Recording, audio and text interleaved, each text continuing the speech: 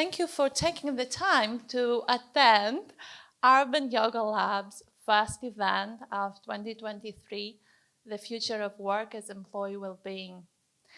So it's really lovely to meet so many of you for the very first time. With some of you, we had the opportunity to work together, but it was via Zoom and Skype and Teams, but we never got the chance to, or LinkedIn, right? Messaging each other, but we never got the chance to meet in person, and it just feels so exciting. So for those of you who don't know me well or don't know me at all, my name is Alexandra Kafka. I'm the founder of Urban Yoga Lab and Oxyzn, and I will be your host for this evening. So I wanted to quickly just thank AllBright, you see this beautiful venue, for allowing us to hold this event here today. Some of you may know AllBright is the industry leader in upskilling and connecting women to enhance their career goals. Between both their physical and digital spaces, they have provided over 200 plus learning courses, hosted 342 inspiring events for networking, and welcomed over 18,500 women to their community. Very soon, I will introduce an amazing panel of industry experts. But before we get started, I just thought it might be a great idea to just give you a little bit of overview of who we are and what we do. So first of all, who we are. Urban Yoga Lab goes back in 2018. I used to work as a PR strategist and an elite, kind of one of the biggest PR agencies here in London, and that was my career dream. That was my career dream since I was a little girl. And thanks to this kind of opportunity, I was that type of person who I was career-driven and target-oriented and very ambitious, super excited about my job. And one day, while I was at work, I experienced burnout. And that day changed my life forever. So that day, I realized that I needed to prioritize my mental health and well-being. So what I actually did was I resigned and I embarked on a 2-year journey around the world and visiting 43 countries around the world and immersing myself in different cultures. And my only purpose was to hack sustainable high performance via mindfulness. So what happened was 2 years later, I came back to London and started working with big organizations like Mind, delivering mindfulness programs to people with mental health issues. And then I had my wake-up call when I realized that this is what I wanted to do with my life. I wanted to live a life of service, a life of meaning, by helping others to take care of their mental health and well-being and keep enjoying and having their amazing careers without needing to sacrifice their mental health. So since that day, up to this day, this is my mission. So in 2020, I launched Urban Yoga Lab. Urban Yoga Lab, for those of you who don't know, is an employee well-being consultancy offering innovative solutions to more than 53 big brands worldwide, including Wells Fargo, Soho House, and Conrad Hilton Resorts. Now, our programs are all about evidence-based, high-quality mindfulness, well-being, and mental health tools that can make a real difference. Our most high-demand product is Oxyzn. Oxyzn is the platform that we built when we decided to productize our services, now offer those via an online platform, which is a wellness and a health body that can fit inside your employees' pockets. So thanks to this platform, employees have access to more than 250 live and on-demand events throughout the year across 36 categories, and all of which delivered by 75 world-class coaches, award-winning experts, and Olympian athletes. You can tell that we're really proud of our team, but we're also extremely passionate about collaborating with brands to help them discover new ways of becoming an employer of choice within their respective industries. And that's why we're here today, right? We want to know how we can best support our employees and revitalize our employee well-being strategies in 2023. So our intention today is that you go, by the end of this panel discussion, you just go away with some hints and tips that you can launch within your organization now. And those tips are all about how to retain, but most importantly, how to attract talent, how to retain talent in 2023. So I want, before I move into what is going to be, our today panel discussion all about, I want to say that luckily today we have a panel of amazing well-being experts who are on hand tonight to help us dive into the main challenges that have to do with the future of work and provide some innovative solutions. So without further delay, please let me introduce to you 3 of Urban Yoga Lab's top employee well-being experts. And I'm going to start with Maria, who is in the middle. Dr. Maria Fotiado is a health and positive psychologist and an empowerment and happiness coach at Urban Yoga Lab. She's an award-winning international speaker and a renowned author. She's a lecturer in 2 of London universities, at the University of Westminster and London South Bank University. Working the last 15 years with big companies, Dr. Maria Fotiado has helped thousands of employees reduce stress, depression, and anxiety. Her work has received international awards, grants, and media coverage worldwide. Also joining Maria today, we have Dr. Clara Seeger, who is a neuroscientist and a corporate well-being expert here at Urban Yoga Lab. So she is a coach, a corporate facilitator, speaker, and author who specializes in mental balance and well-being, mindfulness, and neuroscience. Clara has worked for businesses like Credit Suisse, Goldman Sachs, UBS, and Morgan Stanley. Dr. Seeger is the author of Mindfulness at Work, Learn to be Mindful in 7 Simple Steps, a neuroscience-based coaching book, Investing in Meaning, an alternative approach to leveraging your portfolio. And last but not least, Dorota Clark is a nutritionist and a biohacker at Urban Yoga Lab. From group workshops to one-to-one consultations, Dorota offers a wide range of services, which include nutrition advice, biohacking methods, and lifestyle planning. She has worked for businesses like Modrian Asset Management and Benuco.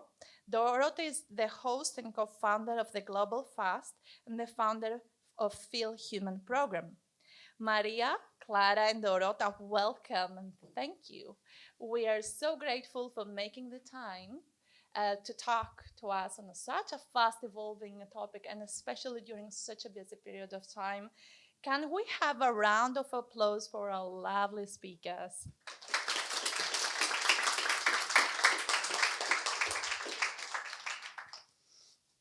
So a little bit about the main topic today. And I was thinking to begin with some high-level context on the various challenges that are affecting employees in the workplace today.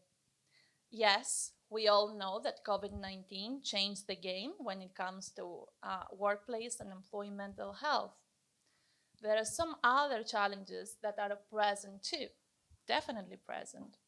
We see great resignation, quiet quitting, digital addiction, and so many other similar important challenges that are on HR's radars, and rightfully so. So if we look across all the many indicators by many reports, including the Future of Work by PwC report, there are some really alarming stats that we are going to discuss today. Many indicators are pointing towards that we are going into another increasingly challenging period of time. And there are three main challenges that we are going to discuss today. So the very first challenge, it has to do with the cost of living crisis. For many reasons, the UK is witnessing inflation rates haven't seen since the 70s. 28% of employees feel worried on a daily basis because of cost of living crisis. But why should this bother organizations? Well, apart from the poor health that cost of living crisis has on your employees' mental health and well-being, we also see that there is an estimated, for every single million that an organization spends on payroll, and this is according to Barclays, there is an estimate of 4% loss due to lack of financial well-being within your business among your employees. And the shocking part is that among employers who have a very good, nice employee well-being strategy in place, only 11% actively focus on financial well-being. So in Urban Yoga Lab, we believe that as we're going into 2023, this will be a challenge that businesses will need to focus more closely. The second challenge is understanding what's on your employees' minds when it comes to their mental health and well-being. Gallup 2022, in its State of the Global Workplace report, found that along with dissatisfaction at work, there are some staggering rates of disengagement and also unhappiness. More specifically, 60% of employees feel completely emotionally detached at work. And there is another 19% of employees who said that they feel completely miserable at work. Now, one of the top 5 causes of reduction in mental health leads us to the third challenge for today, and that is about the UK economy. UK economy shrinks, and we see more and more organizations actually projecting mass layoffs within the upcoming months. And we're not long into 2023, and we see tens of thousands of jobs have been cut across the UK. So we see many businesses, big organizations like Goldman Sachs, Facebook, McDonald's, and all those disruptions will potentially affect our employees and make them nervous. So Thomas Book, economist at RSM, predicted that the unemployment rate in 2023 will rise at a peak of 5%, which will mean that by the end of next year, there will be a loss of 400,000 jobs. I understand that this is a lot to take in, but the one thing to conclude from this is that we're faced with uncertainty from so many different directions. And the truth is that this is a turbulent time for both employers and employers. Unsurprisingly, the need for a great employee experience just goes on the top of the agenda for so many HRs. And at the same time, there is a focus in terms of employee well-being and mental health. And this has never been so crucial. So our experts today will help us to dive into those topics, because here tonight we're not talking just about the pain. We're talking about potential and solutions and ideas that can make our lives and our employees' lives easier. So that brings me to my first question for today, which is exactly what I highlighted a second ago. It is the decline we see when it comes to mental health for so many employees. So let's talk what the HR leaders can do. From my experience dealing with corporates, and particularly post-pandemic, I see that more and more companies are keen to discuss burnout. So Willis Tower Watson say that 86% of businesses want to prioritize this issue, but less than 50% of them have an articulated employee well-being strategy in place. Maria, I'd be very interested to hear your thoughts on this. How can HRs help prevent employee burnout, and what are they missing? And what else can people be doing in general? Hello, everybody. Nice to see you. My pleasure to be here. So just to answer your question, we always think about, pre-COVID, after COVID period, and it's like how COVID actually brought mental health problems, and now we see like mental health just something that appeared after, during COVID and after COVID.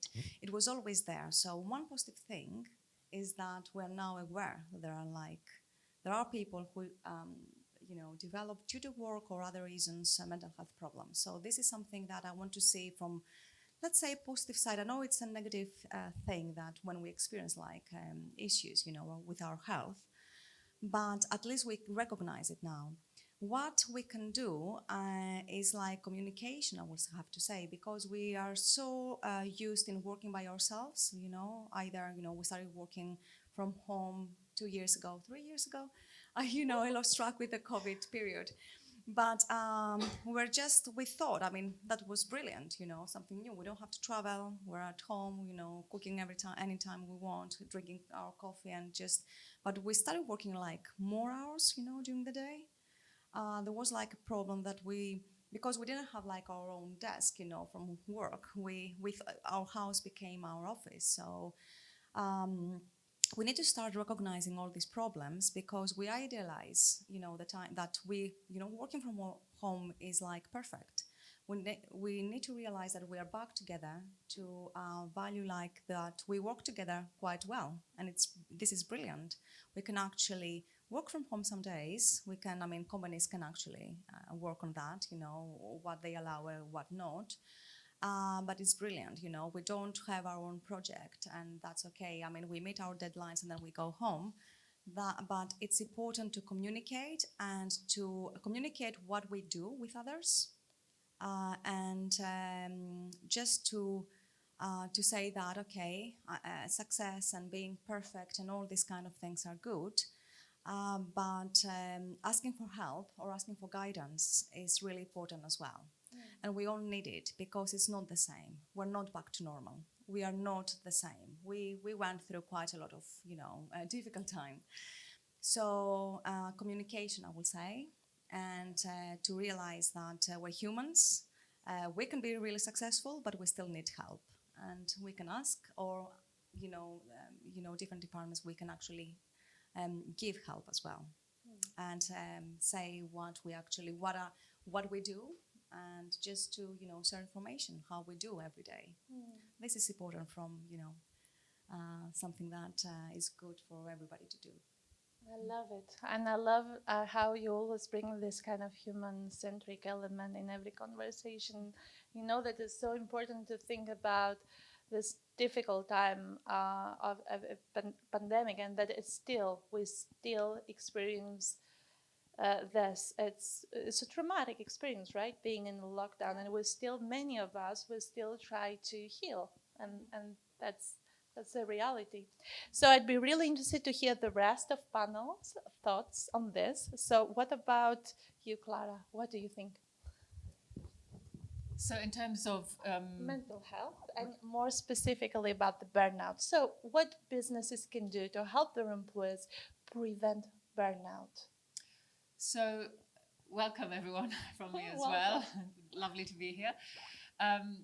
So burnout is really a phenomenon that is both an individual phenomenon. We go through it on our own in a way, but it has factors that contribute to it both on the individual level, but also from the organizational level. So we can attack it from both sides. We can help individuals manage their mental health better, and I think there's a lot that companies can do here to offer that. But there's also an organizational factor which is really important, and I'll probably talk about it quite a lot tonight, because I think it's just so central, and it has to do with the culture of the organization, because the culture of the organization can really contribute to mental health or mental illness. And if a culture is particularly toxic, then obviously we can see how that would really contribute to burnout, because the first dimension of burnout, according to the WHO, there are 3 dimensions of burnout, and the first one has to do with emotional exhaustion, emotional depletion, and organizational factors really can make that worse. So we really need to attack it from both sides, I would say. Yeah, I'll leave it at that. I'm sure we'll go into more detail. Well, this is a great point. What about you, Dorota? Hello, everyone. Nice to be here. So yeah, just to kind of detail what Maria and Clara said, culture is so important, and it trickles down from the top, I guess, right? So human resources communicate between lower level, like management employees, with the top decision makers, I suppose, and culture is so important to have it right and make it inviting and communication, as you said as well. But I kind of want to say. What important is with burnout is to noticing when the burnout actually affects your employees, and there can be physical and psychological elements to it, as you said, Clara. So, you know, when your employee takes too much time off from work, calls in sick too often, headaches, cynicism, low motivation, you know, all those little things, they are very subtle. They're hard to pick on, but it's really important to spot those things. And then you can assess workload situation of any employee, like how much workload do they actually have to deal with on a daily basis? Do they have unreasonable deadlines to meet? Do they have accountability buddies? Or are they being micromanaged? All those things are so valid in leading to burnout. And few things kind of want to mention, you know, few hacks you can introduce in your workplace. Allowing flexibility, that's really important, to not to expect employees to be 9 to 5 or whatever the standard working hours are, but trust them in achieving the project that they're working on. Introduce what it's called Pomodoro techniques. I don't know if you're familiar with it. So it's a method that you work in 25 minutes intervals, and then you take frequent breaks. It's so important to have that, allow for that actually, and without having to question your employees, and making sure that maybe not all the departments, but organization has enough mental health first aid workers. So someone who actually is there for you to go and speak to about, you know, whatever you're dealing with in your workplace. So wow. Yeah, I think that's it for now, because there will be more. I love what you just said about Pomodoro technique, because this is one of my most favorite techniques when it comes to productivity, and I absolutely love it, and I highly recommend it. So thank you so much. That takes me to the second question. We're seeing many employees who work from home struggling with digital addiction, burnout, panic productivity. All those things are real. The struggle is real. So these challenges lead to new trends in 2023. And when it comes to new trends, I had a conversation with some CEOs and HR leaders the other day, and most of them highlighted 3 trends as the most important. The first one is artificial intelligence. The second one is flexibility. And the last one is financial well-being. But I am really curious to find out what is your number one trend shaping the future of work, and why you should feel like businesses should prioritize it. I'm going to start again with Maria. Okay. So what I want to say on that is, like, many times we think that we have like quite a lot of do this and you will be like successful, you will be more productive. Again, we need to when we talk about psychology and mental health, people don't really realize that all these habits actually bit like they may lead them to negative mental health outcomes. So to get like knowledge and to be like workshops and to give information and link all this what you said about productivity. You talked about digital, that people become more addicted to that. So we need actually to talk about how all these things actually in the short term and long term will give us like maybe some negative outcomes. So just to understand that, because sometimes all of my life I worked with organizations like universities, and we talk about psychology, but we don't realize sometimes, we try to give this information out, to communicate with the public that mental health is really important, but what we realize that not every organization actually is aware about, the consequences of all these kind of habits, the everyday habits. It's not like one time and that's okay. They are everyday habits. So we need to maybe collaborate, all together and bring this information to every single person. Amazing. Clara, I'd love to hear your thoughts on this.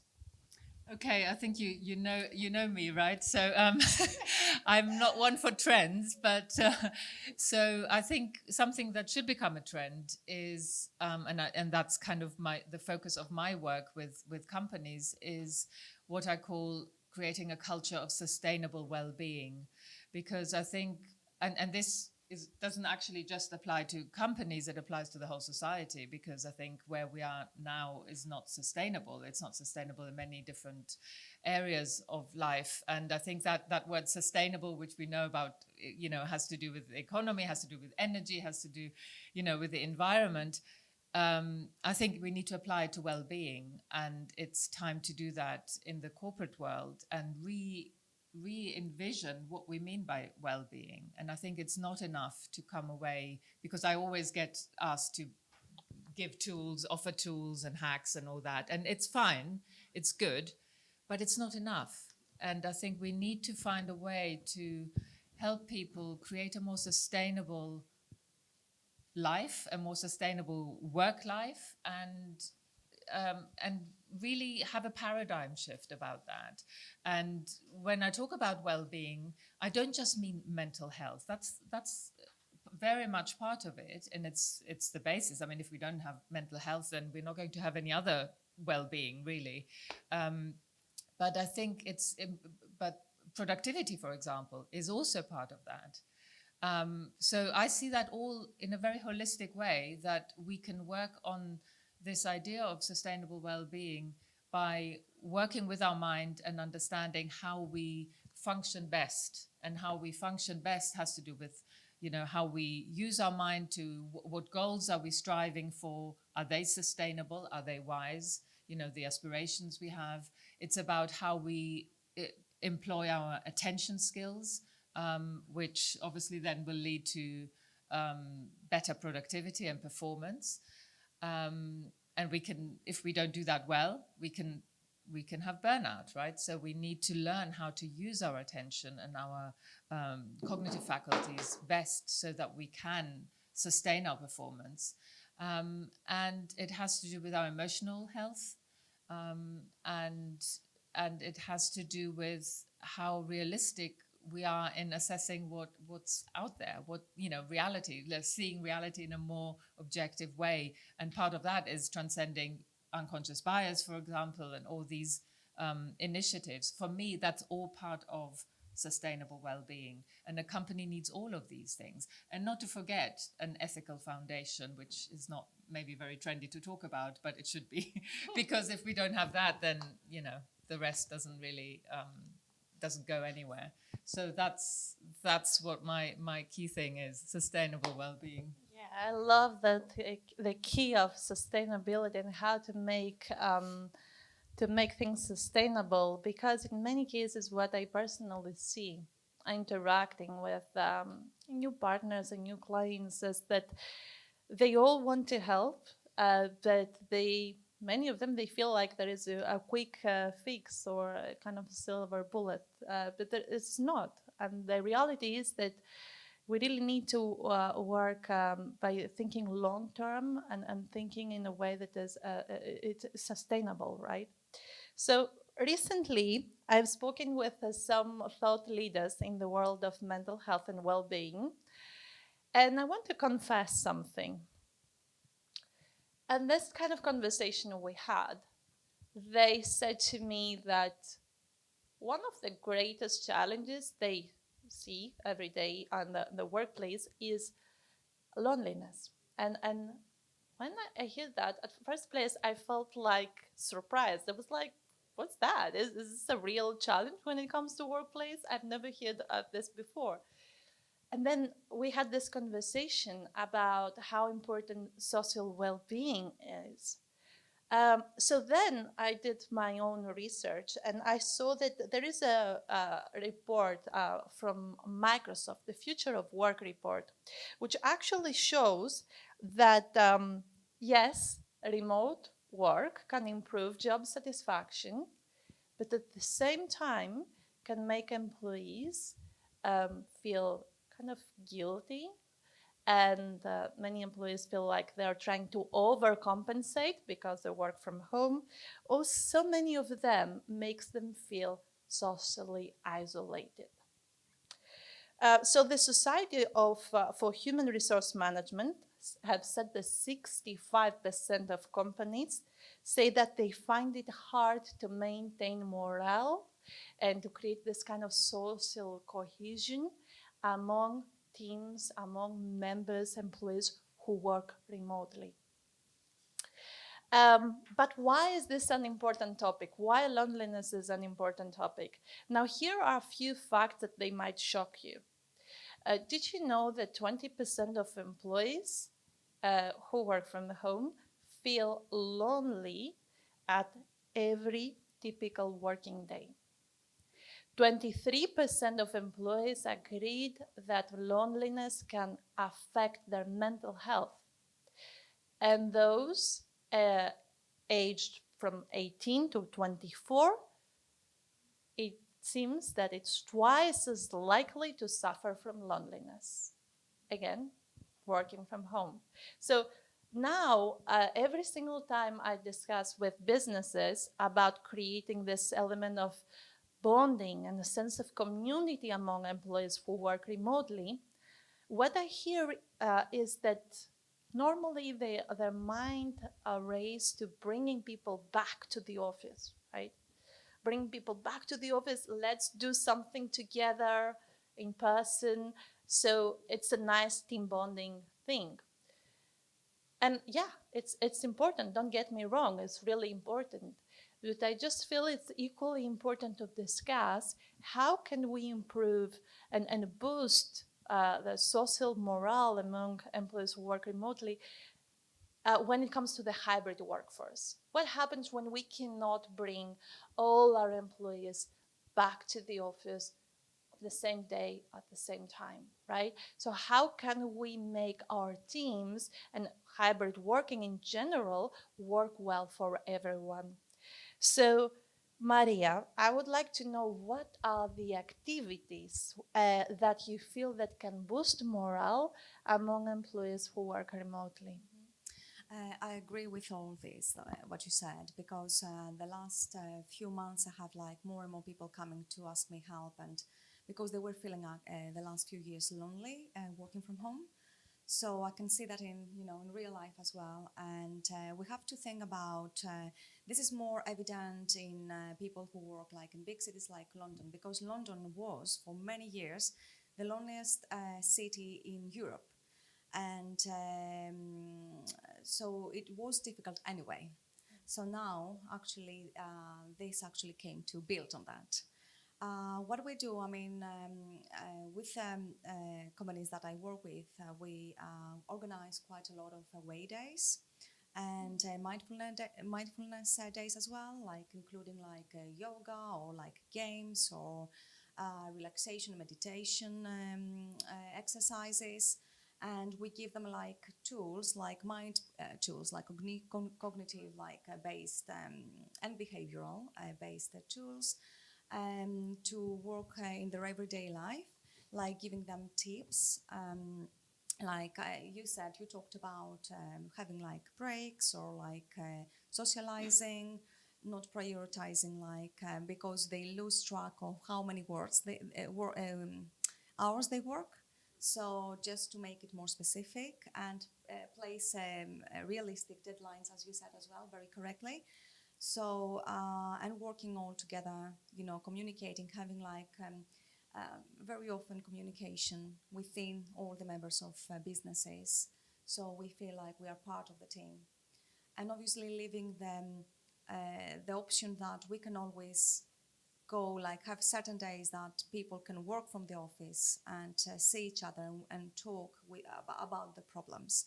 So, and to realize and recognize that there are problems, in people. And they face them very often only by themselves. And usually we discuss problems based on work, but not the personal problems, how we cope with them. So to build this type of days, or sometime every few days, is very important. To communicate this, among us. Great point. Okay. I loved what you just said about some employees tend to work overtime. It's hard for them to manage their workload in a way that they can set boundaries and be like, you know what, it's 5 o'clock, it's 6 o'clock. I'll just make sure that I'm not connected any longer, and I will spend some quality time with my family, my kids, my spouse, right? So Dorota, would you like to share your take here? Yes, thank you. Yeah, very interesting topic actually, right? Working from home, not working from home, coming back to the office. What's the new trend nowadays, right? And a lot of people do like working from home, but not everyone, right? As you say, and it's so interesting hearing the stats as well about the loneliness. It's huge. It's quite concerning. I personally don't like when my husband works from home. He's always in the office. So it's good for my wellness. But what I would say, what organizations should do, they should be aware, first of all, yes, I love how you said about sustainable well-being. That's a brilliant phrase. I'll use it a few times. But yes, companies need to be open to make people, first of all, have clear guidance, right? How to work, what to do, what are the boundaries, as you say, right? So people working from home, when is it okay to switch off the laptop? Should I be moving my mouse so they see on Teams that I'm working? Things like that. Be very clear from human resources kind of aspect. Have those clear guidelines. It's okay to work from home, of course, but we're all adults. We know what we're working on. So there's another, again, as I said earlier, the trust. You have to build the trust, and kind of make work more collaborative and inviting to work together between employees and departments. So make sure that your digital workplace as well is up to trend. You don't expect your employees to log in a million times to various passwords, and you have to change your password every week for security reasons, and then half a day is gone and you haven't actually started working. So future-proof your digital workplace. Make sure your systems and processes are super streamlined, so your teams can actually be creative and get on with their tasks. Fantastic. Honestly, Dorota, I loved what you said about the thing, especially about loneliness. I know that some people are extrovert, right? And the human batteries get charged by just interacting with each other. And some others, okay, they love being in their own kind of bubble, and that's okay. But it's really important to think about those employees who do need to interact and be together. So when it comes to that, Clara, what best practices can you share with us? How can we create this kind of idea of bringing everyone together, this kind of belonging, this kind of team bonding thing when employees are, remotely? Yeah, such a topical question. Just to add to the great tips that you both shared, just to kind of give another perspective, that it's not just about the loneliness is not just a function of not seeing people or being on your own. It's really about the quality of the relationships we have, and also the way of attending to others. But I may not go into that today. But in terms of the quality of the relationships, I think it's so much that we can do, and companies who I've been involved with who do that, they really create better relationships and greater connection between people through just very simple tips. I mean, simple practices, by having a weekly check-in, having allowing some time at the end of a meeting to connect on a more personal level, or to share one positive that happened this week, or something like that. You can kind of be very creative with that, but everybody shares a difficult situation, or everybody shares a positive that they want to share. That's so easy, and one can make the space with all the digital tools that we have nowadays. It's so easy to allow people a little bit of extra airtime to make the space, create a space where people can share on a more personal level. And also another practice, which is very easy, is to buddy people up, or encourage them to do that, and have regular meetings on Zoom or wherever else. It's so easy. So one-on-one. And another thing that I was involved in just 2 days ago was, a meeting done differently with breakout rooms, where, a small group of people discussed the topic that was relevant for everyone. So we had little breakout groups, and, 2 or 3 people in a breakout room. And it's so easy then to really go into more depth, and to connect, and to have a little conversation with each other. So it's just building connections, making that a sort of better quality feeling of connectedness. And I think that's really important, and so easy to do, because the fact that we don't see each other in the flesh, as nice as it is to actually be here, I think shouldn't mean that we need to be lonely.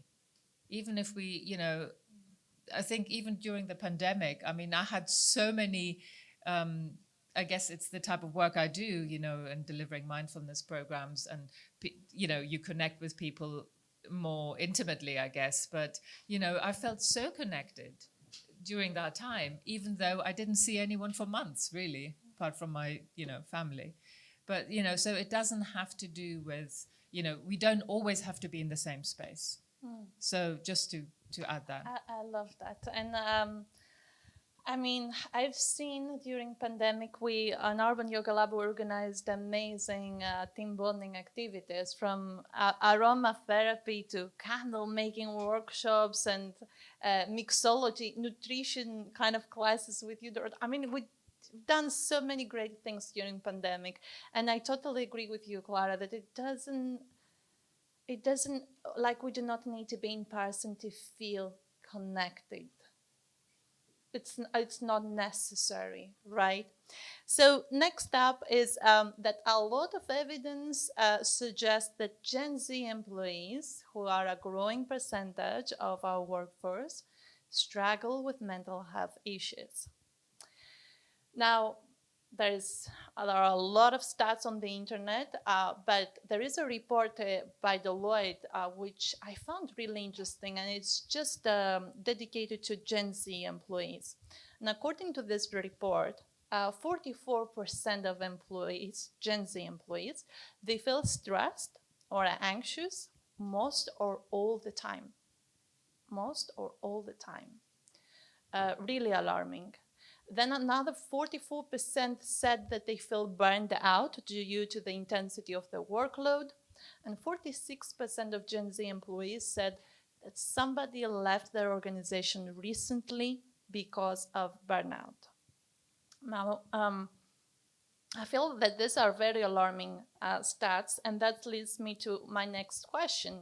How do we, as HR leaders, equip our company to make sure that Gen Z employees learn how to boost resilience and to build resilience, right? It's so important. So I'd love to hear the panel's thoughts on this. So Maria, I feel that this is your bread and butter, so let's start with you. So the answer is quite simple. We need to, because we're not supposed to know everything. So I said at the beginning that we need to collaborate and just bring experts to talk about mental health. That is still, stigmatized. We haven't actually overcome that yet. So we need to collaborate, bring all this knowledge that experts on mental health have, and teach people that this is a priority as well. It doesn't become a priority when we have like the problem. It's a priority every day. So it's okay to be like, it's great to be really good in our job, but we have to take care of ourselves because we work, for ourselves. I mean, to have like a good quality of life. I mean, for the company as well, obviously. But our goal is to have a good quality of life.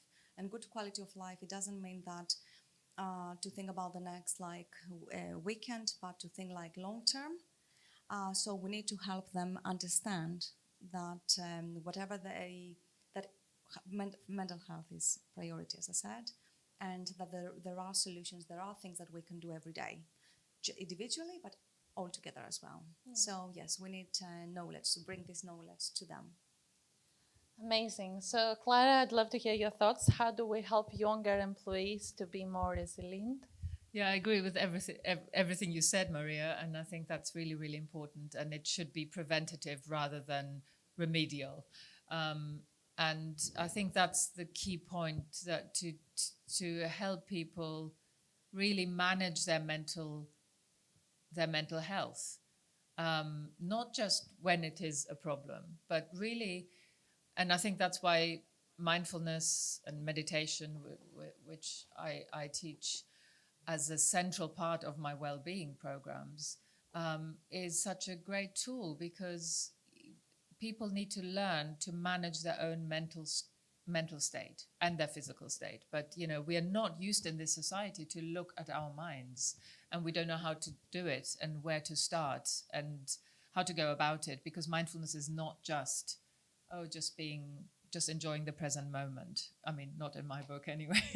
That's not how I teach it. But so it's really being able to introspect, to see what is going on, what is happening in my body, what is happening in my mind, what is happening emotionally, what is happening in terms of desires, what is happening in terms of my feelings, and be able to relate to that in a more adaptive way, in a more conducive way to our well-being, rather than wait for the problem to get big and then seek a fix.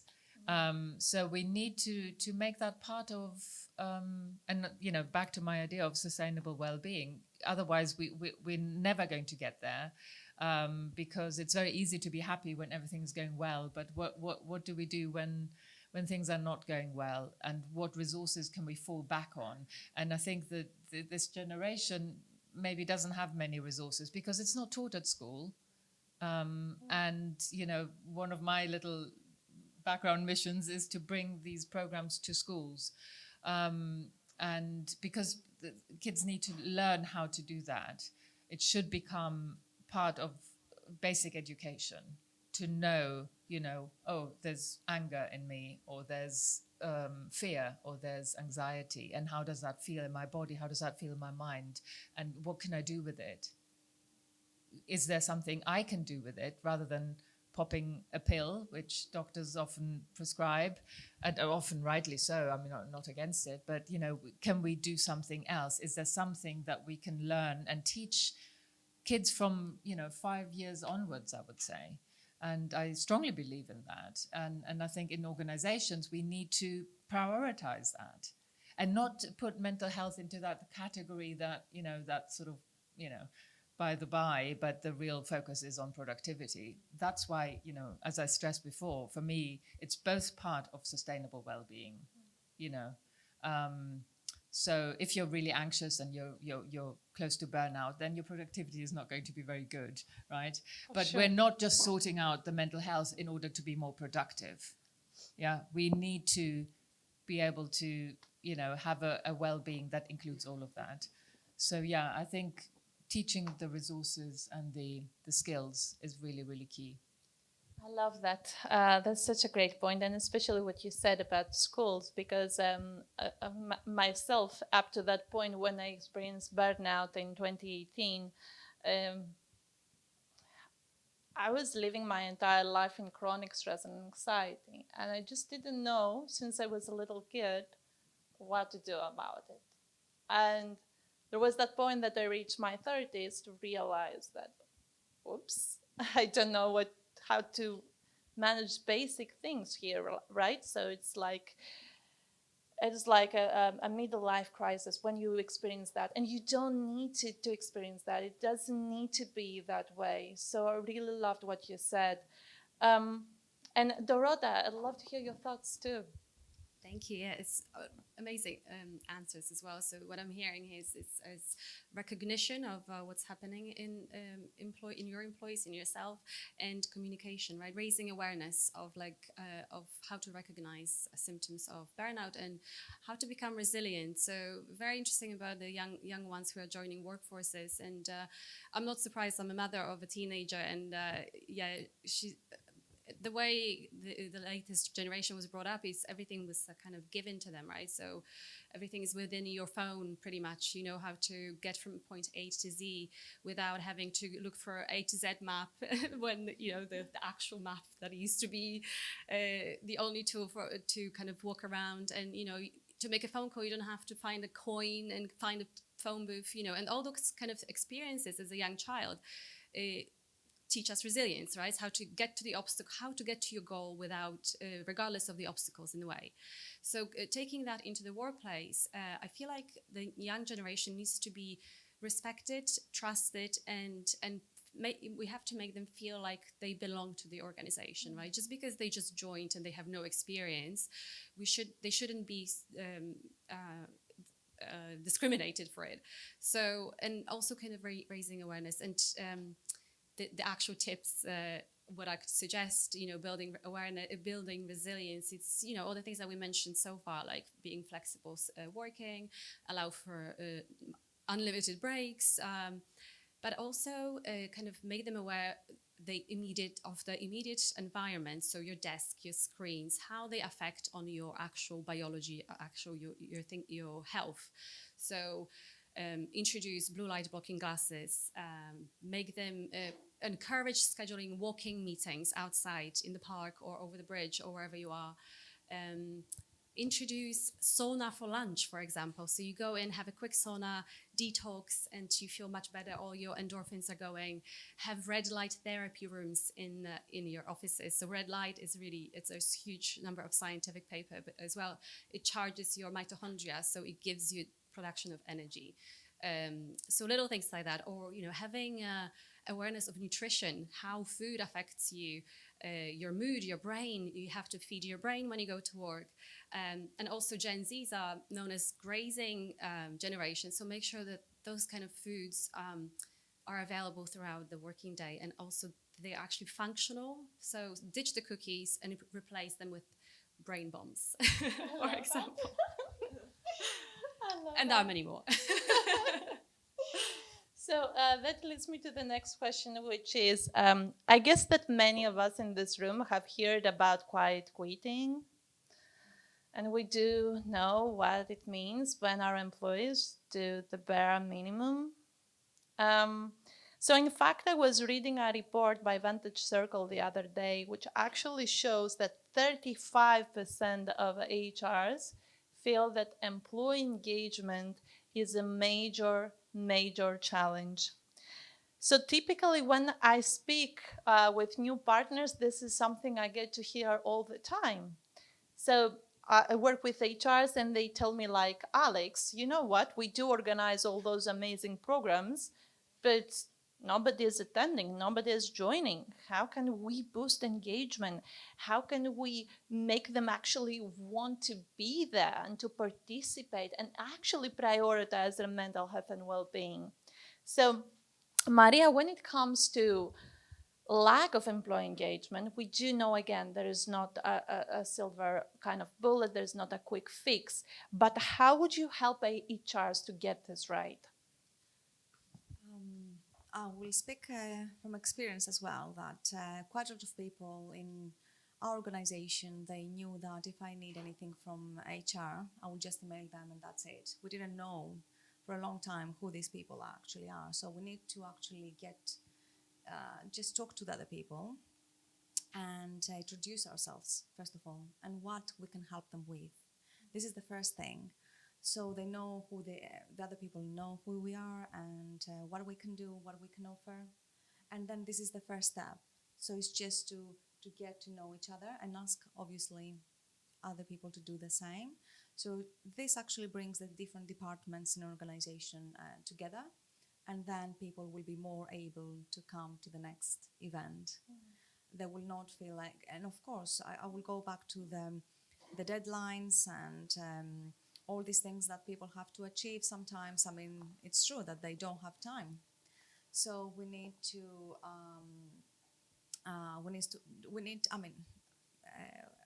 what we can do. I mean, I cannot actually, I'm not the person to say what we can do with deadlines and things like that, but because different organizations have different like goals, but just to recognize that sometimes, you know, it's not possible for people to have like extra hours to engage with events like that. So just to be realistic and say that everybody, you know, the managers and the people who are responsible, the HR, that okay, it's okay, we all deserve this. We all deserve this, you know, this day to get together. But the first thing is just to introduce ourselves and tell other people what we do and what we can do to help them. So we're not just different people working for different departments, but we work together. Yeah, I love what you said, Maria, and what I hear also, what you said is that, and I see that, you know, on a regular basis, interacting with partners and clients, that especially in businesses that I work with for the very first time, they are like, Alex, to build an employee well-being strategy is a great thing, but you know what? Our employees do not have time. And I'm like, you know what? This is why they need your employee well-being strategy the most, because they do not have time. They need to take care of their employee health and well-being. So they will be able to perform and they will be able to be productive, to achieve their goals and meet their deadlines and all those things.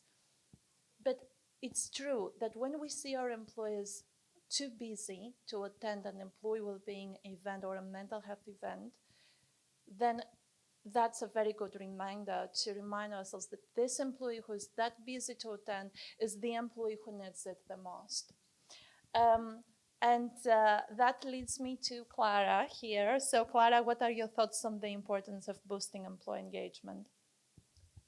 Well, it's hugely important, and it's interesting what you just said, because it's the irony, isn't it, that companies want a solution, but then, you know, it's my point from earlier. We can't have a dysfunctional culture and at the same time say, you know, throw in a few tools for people to sort out their own well-being. We need to look at the whole culture, right?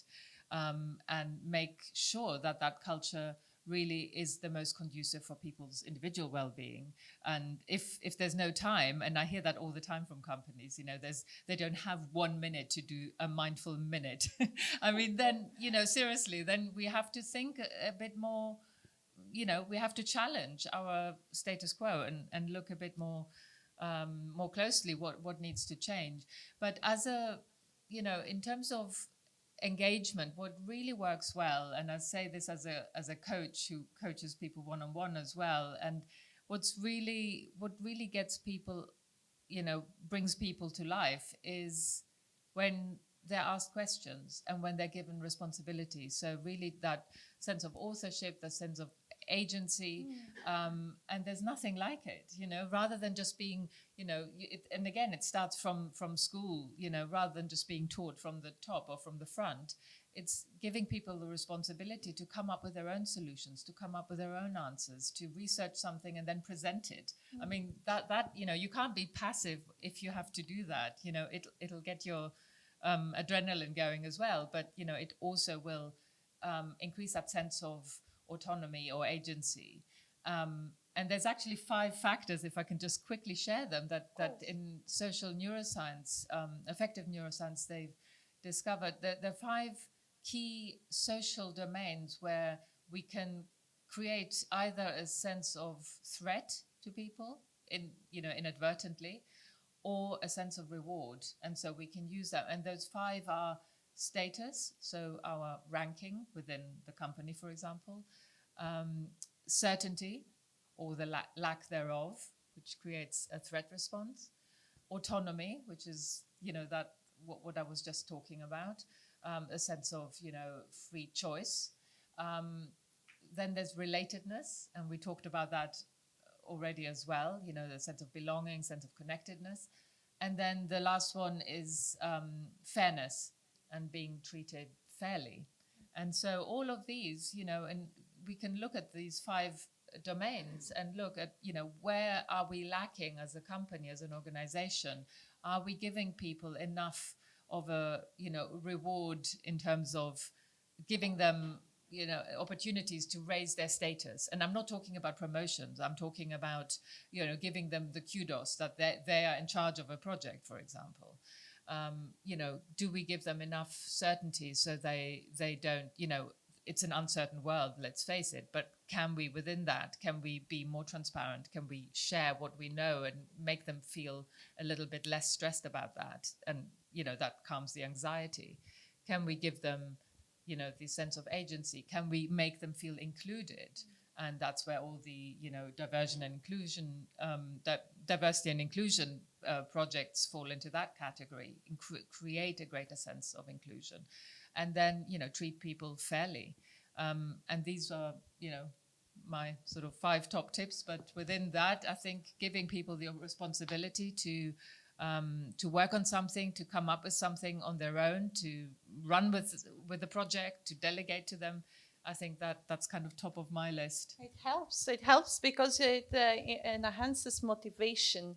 And also what I've seen before is that when we do have some ambassadors, well-being ambassadors within our business, right? And we do have our own employees actually be the leaders when it comes to the programs we organize and the strategies, that creates such a momentum and makes the whole strategy like viral and everybody want to attend.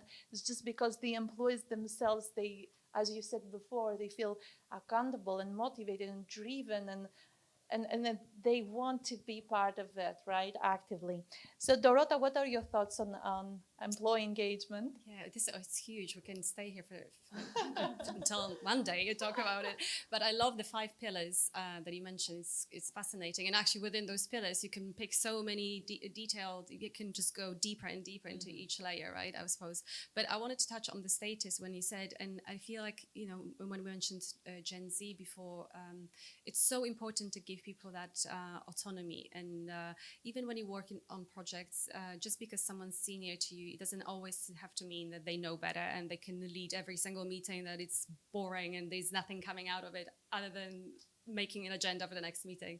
So giving those young generations, because they have their skills, they have their creativity, they have ideas, just because they haven't been in the workplace long enough, it doesn't mean that they don't know better. There was a reason they were hired for your organization. So mix and match that status, right? So switch the roles, every so often, and see how that goes. So that's really important. But when you said, so employees like to ask questions, we like to ask them questions, but I feel like employee surveys are huge.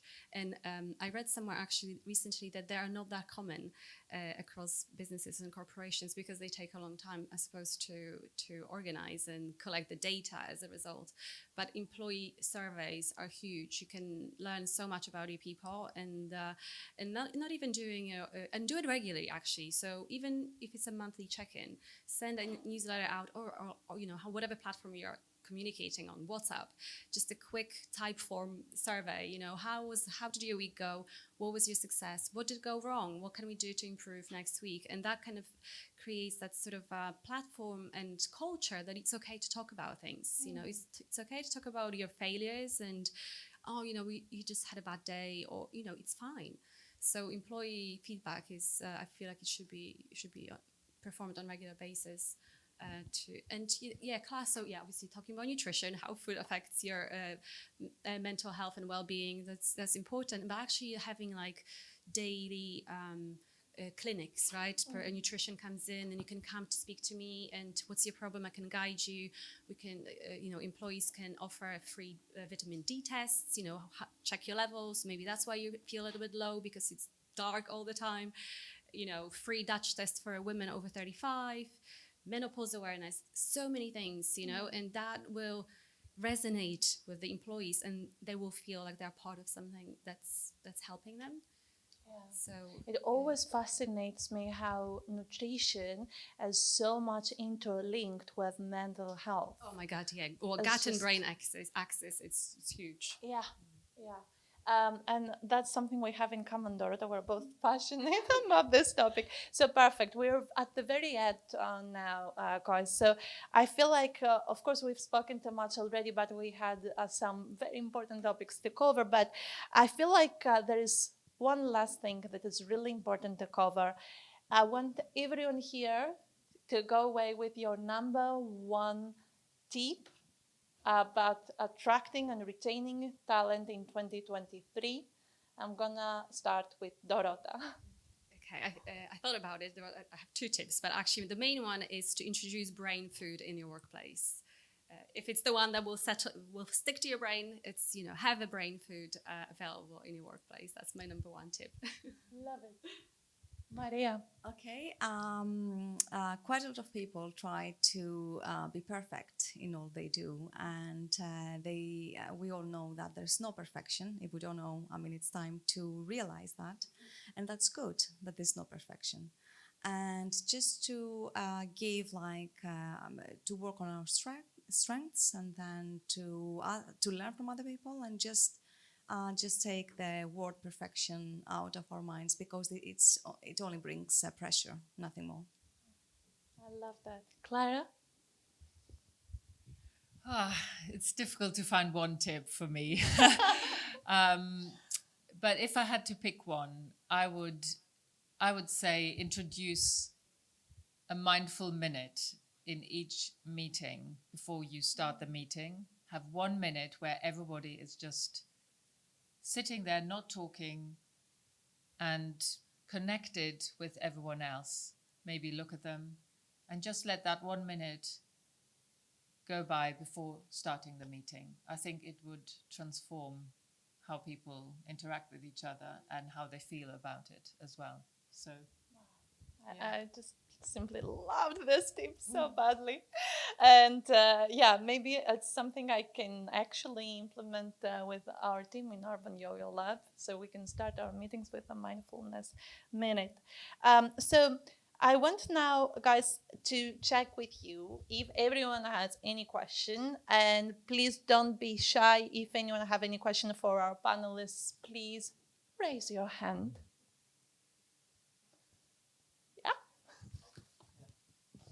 Oh, to you, because this is short. So thank you very much to begin with. I loved the sort of discussion around communication, because I've worked for many health and wellbeing companies. When I first got in there, I thought there was room for them to raise awareness of especially mental health, things like company training or manager appraisals. It was never brought up. I had no idea where to access that stuff at health and wellbeing companies, believe it or not. So my question is really about burnout. As you said, it is a process of burnout. Mental health's a process. One of the things that Maria touched on earlier, I think, was that there's still a stigma around it. Very much is, in that only 1 out of 10 people that actually want to have the day off because of a mental health situation, only 1 out of 10 actually commit to that and say, this is the reason why I'm taking it off. So my question really is, what can knowing that only 1 in 10 will actually say, I'm struggling with my mental health at that stage, what can HRs look for very subtly when it comes to burnout? What are the first signs of burnout? so that we can identify them? And then what are the things that we can do to stop that going further and to make sure that there's a swift action plan in place? Who would like to answer the question? I don't know who's Any most. of you. Well, okay. Well, I'll start. And well, we spoke about this, right? It was, I think, our first question, and you really said, yes, spot the signs, right? And but what HRs can do, like mental health training, mental awareness, and have those mental health first aid workers, someone who's actually trained and qualified, and they are there, in the room, wherever they are, and they are well known across the company, right? So as you say about the HRs, we have to make ourselves visible for employees and easily accessible as well. So and then it's a safe space for employees to talk about various things, whatever you want to complain about your boss or whatever it is, it's okay. And having that culture in the company, it's okay to talk about anxieties, and it's okay to say, sorry, I'm struggling with my project, I need help. And the culture-wide, it should be acceptable to say things like that without any repercussions. It's a great response. Anyone else who would like to? I agree with you, and we see from research that quite a lot of people are scared to talk about their issues because they feel like they will get fired. So at the university, we organize like campaigns, and we teach companies to organize campaigns where they place, for example, posters, or like to send like emails related to mental health, that it's okay to talk about it. And there are places that we offer as a company, places and people, expertise, people, psychologists or any type of other mental health experts, that you can talk and receive help, and that it's okay, it's normal to feel like that. And obviously, you talked about communication, I'm not going to repeat. So yes, this is important, just to say that it's okay.